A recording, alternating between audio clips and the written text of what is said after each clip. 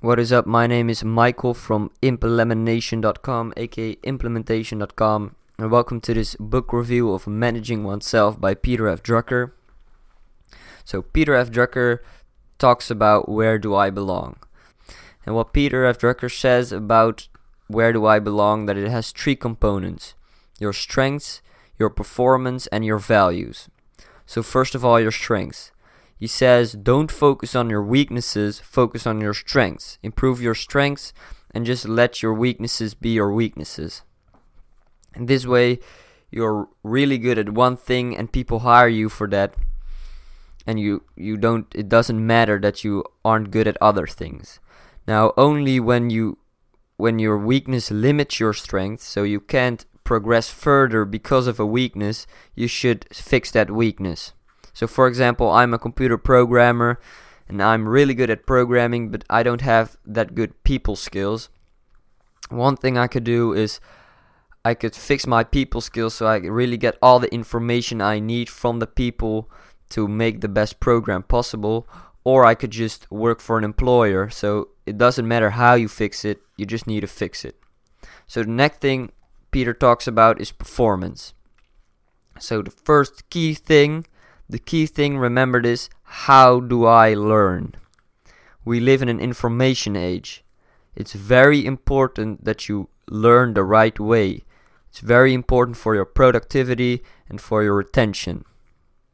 Now, do you learn best while talking, doing, reading, writing, or picturing? For me, it's picturing. Every time I read a book now, I make a mind map with different colors, different notes. So for example, I now have the question like, where do I belong? I have 3 different notes behind that: performance, strengths, and values.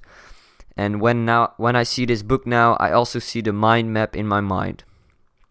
It's very interesting how that works, but now I remember everything way better. So the next thing with performance is, do you work best with or without people? And if you work best with people, in what sort of way? As a mentor, as an advisor, or as a decision maker? The next thing is, do you work best in a stressed or a high structured environment? The next one is, do you work best in a big or a small company? The next thing he talks about is your values. This is the most vague one. I can't really help you with this, or he can't really help you with this. The only question he says you could ask yourself is, what person do I want to see in the mirror in the morning? By asking this, you can uncover some of your values, what you think, where the world is headed. He talks a little bit more about this in his book. When you know where you belong, now the question is, what should I contribute? 3 questions he has about this is, what does the situation require? How can I make the best contribution given my performance, strengths, and values? And what results have to be achieved to make a difference? So this goes into goals. Now, once you're at where do I belong, once you know where you belong, you have a lot of people around you, your peers, and you need to interact with them. So what he says about relationships is, people are as much individuals as you are. So ask them about their performance, about their strengths, and about their values, so you can work with them the best. The next thing he talks about is, take responsibility for open and clear communication and use your manners so you don't upset the people around you.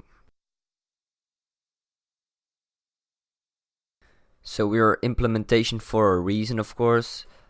Just reading this book, Managing Oneself, Peter F. Drucker, doesn't do a lot.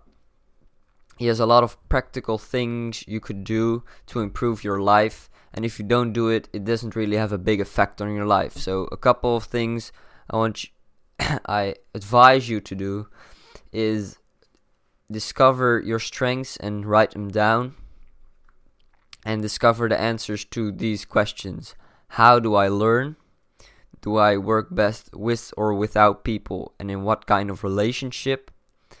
Do I work best in a stressed or highly structured environment?